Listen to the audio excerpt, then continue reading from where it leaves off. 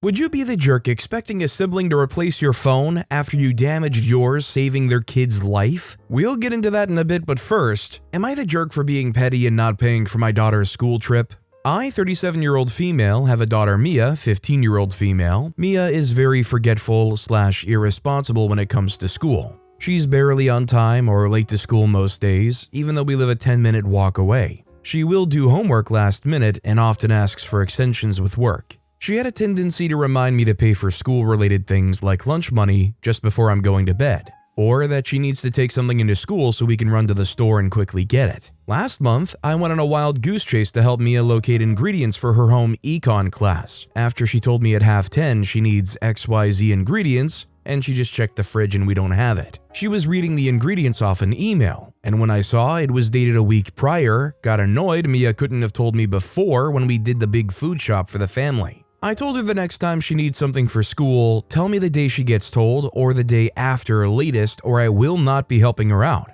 My husband has stopped helping Mia with her last-minute requests and calls me a pushover for helping her out. But when she asked today to put down the deposit for a school trip, I put my foot down. Mia has known since the start of the school year she had a school trip to Germany. Her school sent an email out 2 months ago asking for deposits for kids to secure their place on the trip. It's about $150, and Mia asked me today to pay as the deadline is midnight or she may not be able to go. I reminded her what I said last time about deadlines and organization, and as she chose to tell me last minute, I will not be paying for her deposit. She got upset as all of her friends from history class are going. I told Mia that she can pay herself from her savings as she has a part-time job, which is more than enough to cover her deposit, but she wanted to save up to buy a new game console. I told her to pick if she wanted to go on the trip or get a new game console, and she called me a jerk, and now I'm wondering if I'm being unreasonable. My husband's on my side, but my youngest said it was mean, and Mia is very upset with me.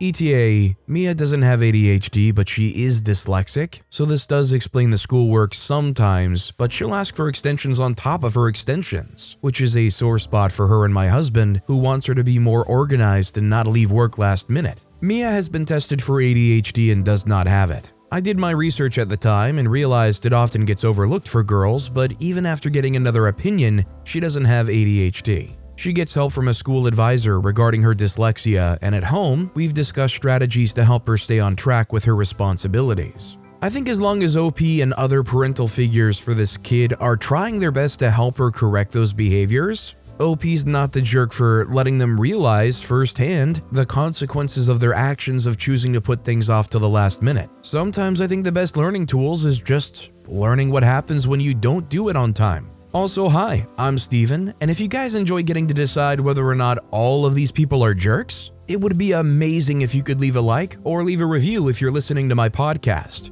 That said, our next story is, am I the jerk for allowing a kid to sit in my car? I, 36-year-old female, usually have time to drive my daughter to the bus stop every morning before work. Last week, where we were, it was -11 wind chill. There's a kid, 12 to 14-year-old male, middle school aged, that comes down to the bus stop as well. I don't know him nor his parents. This is relevant to the story. On Friday, when it was -11, he came out in nothing but a thin pullover. I felt like I couldn't ethically allow a kid to stand out in such cold weather when I had a warm car he could sit in.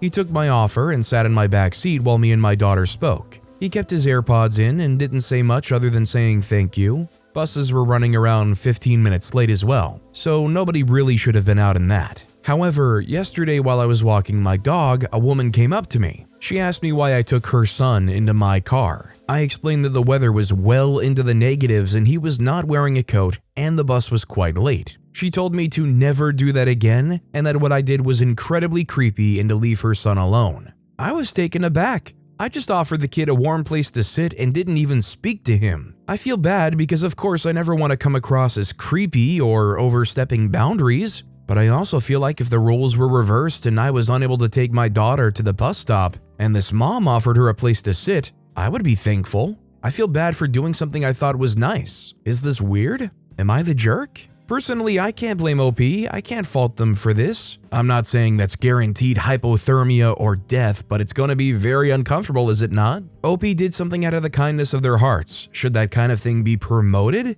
Probably not, but it shouldn't have been necessary. Our next story is, would I be the jerk for telling my sister-in-law she can't stay at our house anymore? My sister-in-law decided about 3 months ago that she wanted to leave her husband and asked if she could stay with us until she got an apartment. She had a job she started within a week and was supposed to put her kid in daycare the following week. I'm a stay-at-home mom, so I agreed to watch her kid while she worked until she got him into daycare. With help from her mom, this was only supposed to take her a month all in all. My husband and I have 3 kids and live in a 3-bedroom home, so this was a lot for us to take on. 3 months later, and she's quit the job, is bouncing back and forth between staying with us and her ex. Her kid is 4 and isn't on any sort of sleep schedule. He just whines all day and night. My kids have school, so they have a bedtime, but it's hard for them to sleep when her kid is still being extremely loud. She's a terrible house guest, never cleans up after herself, comes and goes at all hours of the night and not locking the doors back, pooping with the hallway bathroom door open, goes to sleep in mine or one of my kids' beds without asking. She starts drinking and leaves me to deal with her kid all night. I could go on and on.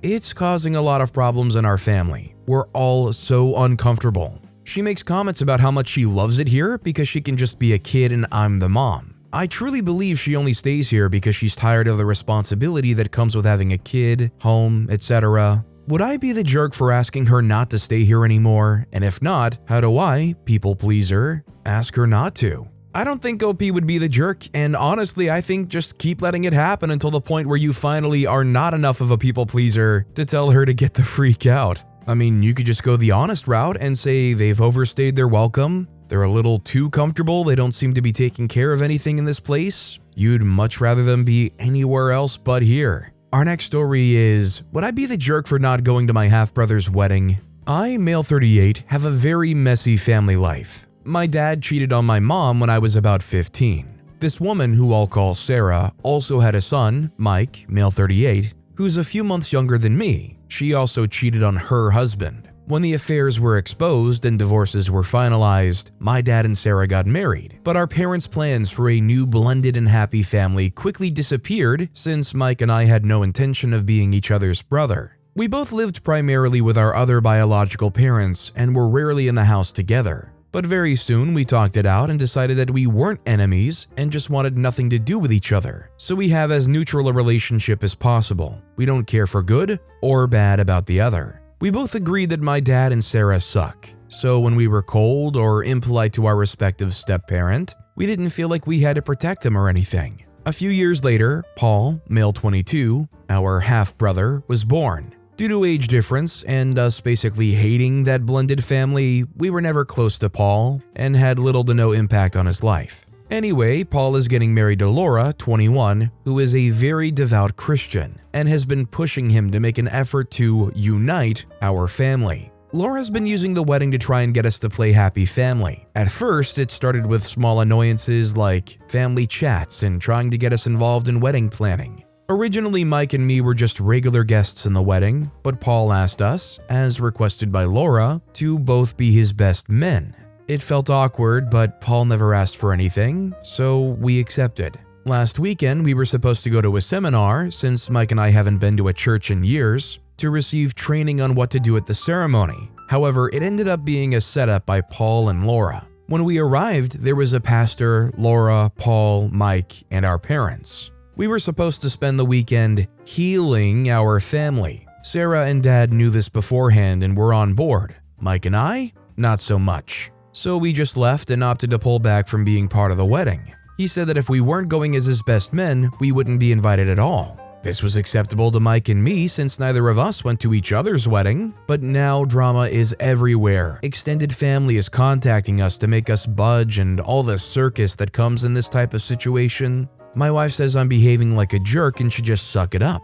So I'm starting to have doubt. Am I the jerk?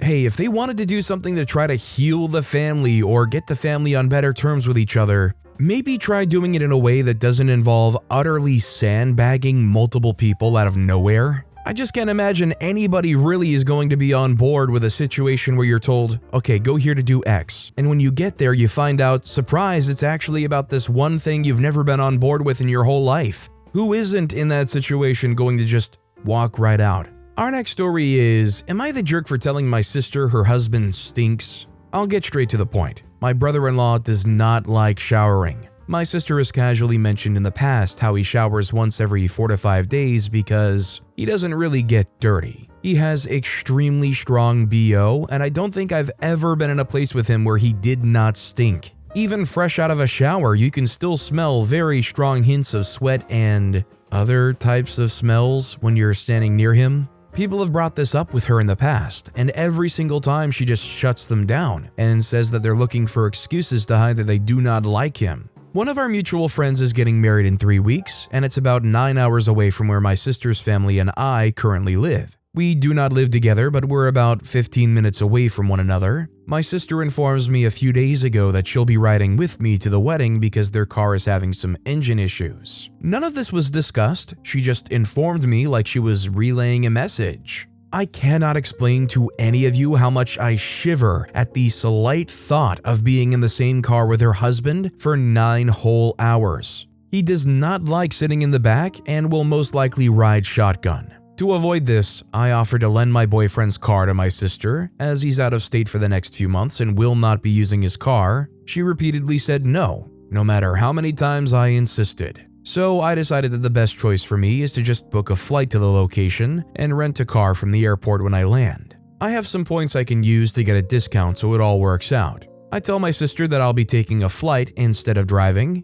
and I told her that she can feel free to either use my car or my boyfriend's car if she'd like to drive there. At this point, I haven't booked my flight yet because I wanted to inform her before I went ahead. She fully blew up on me and demands that I cancel my flight because she thinks I already booked it, and says that we'll be going forward with her plan instead. Continuous arguments led to the truth, where she lets it slip that their car is fine. They just didn't feel like driving or wasting money on gas and tolls and were just looking forward to a relaxing drive across the country. I was tired of beating around the bush, so I just told her the truth in a very polite way because at the end of the day, she is my sister and the person I'm talking about is her husband. So there's no point in being harsh. She gets beyond upset and just blasts me with at least 50 texts about how I'm a jerk. I feel bad about this, but I'm truly conflicted. I don't think OP's the jerk here. If somebody cannot contain their hygiene, you definitely don't want to be whiffing it for the next 9 hours until your nose falls off. I think the last thing anybody wants is to be in a situation where you have to smell an ungodly smell for 9 hours, the whole time praying that somehow your nose gets accustomed to somebody else's body stink. Our next story is, am I the jerk for telling my uncle I won't worry about his wife's allergies if he won't care about my mom's? I, 17-year-old female, was at family dinner, and my uncle, 28-year-old male, and his wife, 24-year-old female, were there. For context, my aunt is slightly crazy. She claims to be allergic to everything. And normally I would be okay with the allergies, until she told me if she didn't like something, she would just say she's allergic to it. When she was asked for a full list of what she was allergic to, she said her mom had the list and she didn't know. I immediately stopped caring as much about her allergies. My mom, 40, on the other hand, is severely gluten intolerant. Like, if she gets into it, she can't move for days. No one on that side of the family will make any food she can eat. They won't even leave croutons on the side of salads for her. I'd helped to make my favorite food for dinner, bacon-wrapped water chestnuts, and my uncle lost it because his wife is supposedly allergic to them. I argued back that water chestnuts are a kind of radish, not nut, and he stopped yelling, but they wouldn't touch them. Fine by me, I got more. Later on, I was eating a chocolate with Nutella in the middle and I gave my siblings, 5 and 6, a piece. My uncle lost it at me, saying that my siblings were going to be around his wife and make her sick and put her in the hospital. He was yelling, but I didn't care. I said something along the lines of, why should we tiptoe around your wife's diet when she doesn't even know what she's allergic to? But you don't even care if my mom is able to eat. My aunt ran out of the room crying and my uncle started yelling at me. My mom got in the way and came to my defense, but a lot of the family is saying I was in the wrong and should have just stopped eating. My mom told me I did nothing wrong, and other families said they hadn't realized my mom couldn't eat the food and that they would do better. The family seems torn, but I want an outsider's opinion. Am I the jerk? I just don't understand the argument of how giving the siblings Nutella chocolate to eat is going to cause them to make the aunt sick. I mean, is the aunt going to go around trying to smooch OP's 5 and 6-year-old siblings? What was the logic there? Overall, it's pretty clear OP's not the jerk, right? This next story is, am I the jerk for not doing the homework my husband's therapist assigned to me? My husband and I have been together for over a decade. During this time, he's been in therapy on and off. He had a hard time finding a therapist that was right for him. A few of his therapists early on encouraged him to just medicate, with no regular sessions, and one pushed religion on him. Neither of these worked. What he needed was someone to meet with him semi-regularly, not push their religious beliefs on him, and instead work with him to develop appropriate strategies and talk through issues. Whenever he told me about one of these more questionable strategies, i.e. pushing "just love Jesus," I said I thought it was inappropriate and he should find a better therapist and go without until then.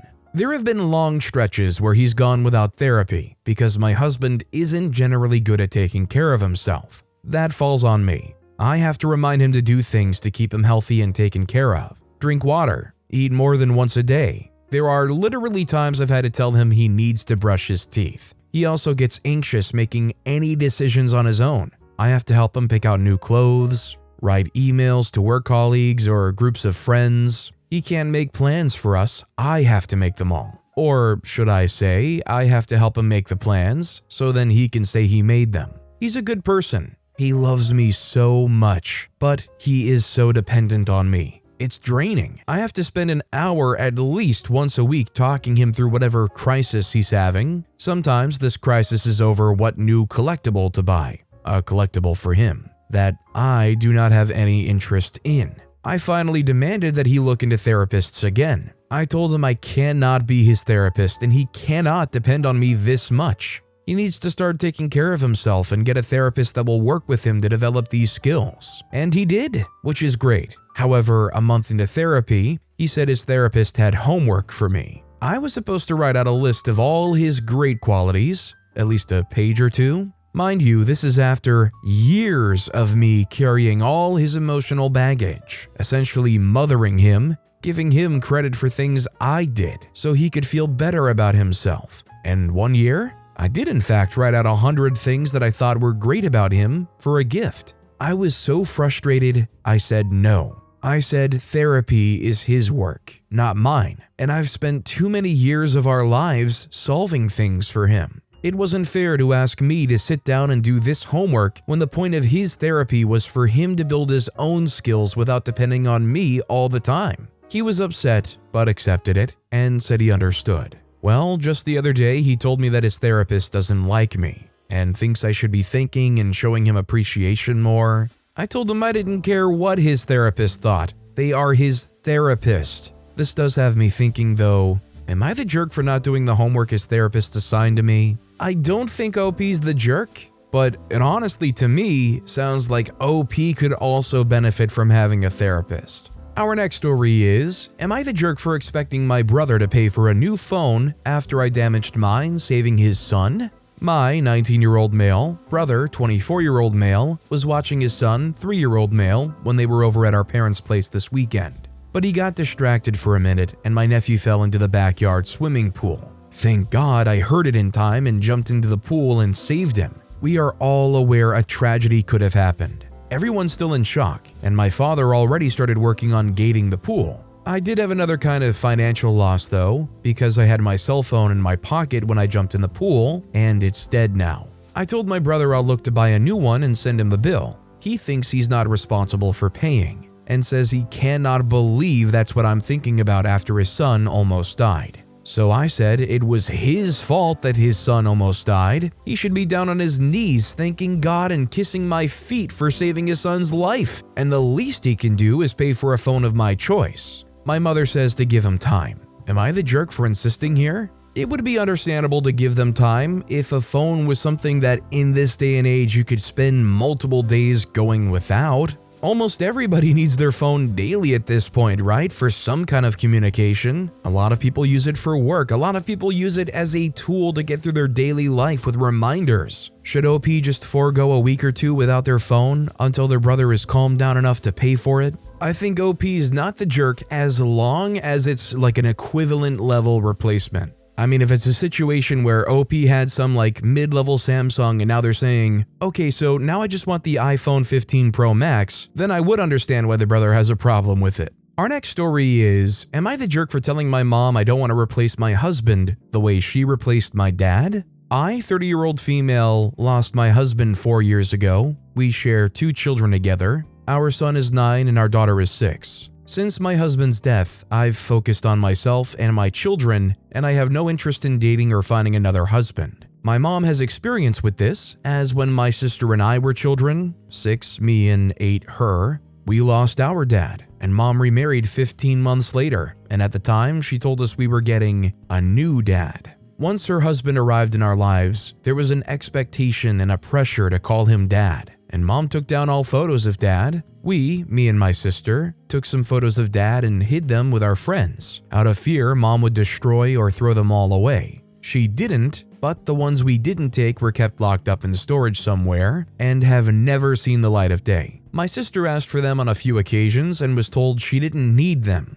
Our dad's stuff is likely in there too, if they weren't tossed in the garbage. It caused a lot of strain between us and mom. For the last 2 years, my mom has been dropping hints that I should get back out there, and I always said I didn't want to or I would ignore it. Then, a couple of months ago, she told me I need to get my kids a dad before it's too late, that I need a husband. I told her they have a dad and he doesn't need to be replaced. She dropped it for another few weeks, but then last week she brought it up to me again. She told me the kids need a dad and I need a husband around or I'll be alone and lonely the rest of my life. She told me I can't remain dedicated to being my husband's wife for the rest of my life. She said I'm too young and the kids are too young to never get another dad. I told her I don't want another husband and my kids don't need another dad. She asked me where I would be if she had that mindset and I didn't have a dad. I told her I lost my dad at 6 and miss him every day and I never had another one. Things escalated from there and asked me how I could say that when her husband has been my dad for 24 years. I told her he never has been and never will be, and just because she replaced my dad doesn't mean I want to replace my husband.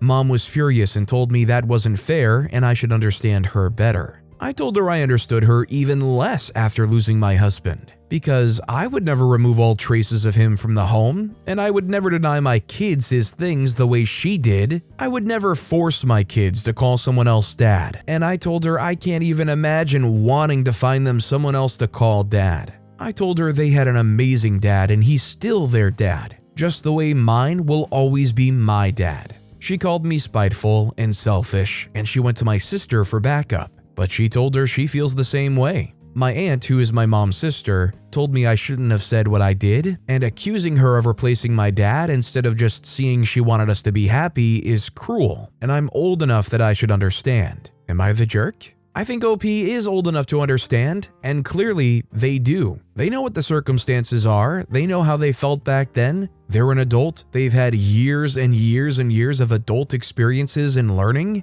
They have the capability to look back and analyze the situation for what it is, and clearly they have. They understand. OP's definitely not the jerk. This next story is, am I the jerk for refusing to babysit my boyfriend's sister? I, 19-year-old female, have been dating my boyfriend Jake, 19-year-old male, for almost a year now. We've lived together for a while as well due to circumstances. Jake's mom, Vicky, 37-ish female, has 8 other kids aged between 10 months and 16 years, with one more on the way, but they live in a 4-bedroom house, so there isn't much space. Me and my Jake live in a 3-bed rental a 5-minute drive away. Vicky asked me if me and Jake would mind if the younger kids came and stayed with us for a few weeks after the baby is born, so they don't have to worry about the other kids. I said no, I don't want to be responsible for them, as we looked after 2 of them for a few days when they went on holiday, and had to spend our own money on the kids for food and all of that. Vicky was insistent, telling us we had enough space and wanted the 2, 3, 5, and 7-year-olds to stay with us, saying the reason they waited for the next kid was for me and Jake to move so that they could spend more time with the baby. Then she asked us if we would at least come stay with them on their sofa for a few weeks, as we used to live on the sofa, and just prepare meals and make sure the younger ones are cared for.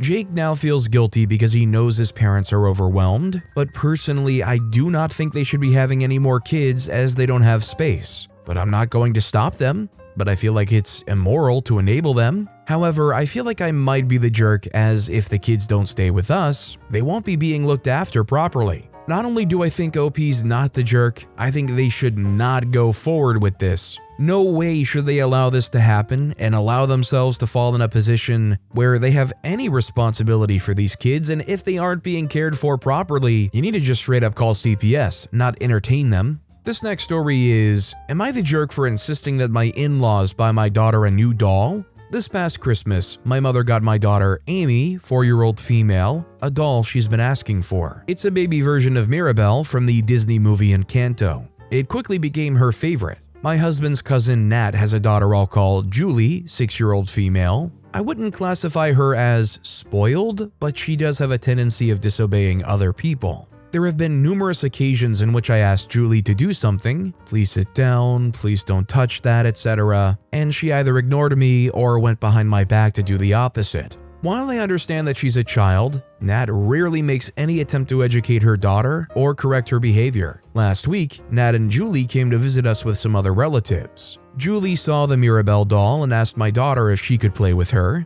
Amy refused, Julie protested, but I spoke with the girls and managed to get them to play with other toys. Sometime later, the kids sat down to watch TV while me and the others got dinner ready. When we went back to the living room, Julie was gone. After a short search, we found her in my bathroom. She'd not only taken the Mirabelle doll, but also my nail polish carrying case. Julie had used my nail polish to paint the doll's hair, face, and dress. It covered most of her facial painting, matted her hair, and ruined her clothes. Amy saw what happened and was devastated. When we asked Julie what she was doing, she said she was giving the doll a makeover. Nat and Julie left in a hurry. The next day, I asked Nat what she planned to do about it. She suggested that the girls apologize to each other, Julie for painting the doll, Amy for not sharing it in the first place, and hug it out, and offered to give me a couple new bottles of nail polish. I made it clear that Amy didn't need to apologize, and while I didn't care about the nail polish, they cost $4 and Julie didn't empty the bottles she used, I did expect Nat and her husband to replace the doll. Nat refused. She said it wouldn't be fair for her to waste money over an innocent mistake a child had made. She also doesn't think Julie should be the only one apologizing, as none of this would have happened if Amy had agreed to share in the first place. I asked her twice. She said no both times. Finally, I called her husband and explained the situation. He apologized profusely and agreed to buy Amy a new doll. He stopped by on Saturday and gave it to us. He also brought Julie along and made her apologize to Amy. Apparently, Nat and her husband fought over this, as she kept insisting that Julie was just a child and they owed us nothing. So now, in addition to saying it was entitled of me to expect a new doll, she's blaming me for their fight. My husband's on my side, but my mother-in-law thinks I should apologize, as this has blown out of proportion and I could have dealt with it more gracefully. She also thinks it was wrong of Amy to refuse to share. Am I the jerk? OP's pretty clearly not the jerk here. I get it, they don't want to have any responsibility for any mistake their kid makes. But nobody's gonna want you and your kid around in their lives if you're operating under that principle. And if Julie did that in public, like let's say they defaced a doll at a store, what's she gonna say to the cops? Put Julie in cuffs? I didn't do anything, I'm not responsible for any replacements? I don't think so. But with that being said, that's all the time we have for today. Now, if you want to hear another absolutely crazy Am I the Jerk Here story, check out that video on the left. Or if you missed my latest video, check out that video on the right. That said, I'll see you all next time with some more stories.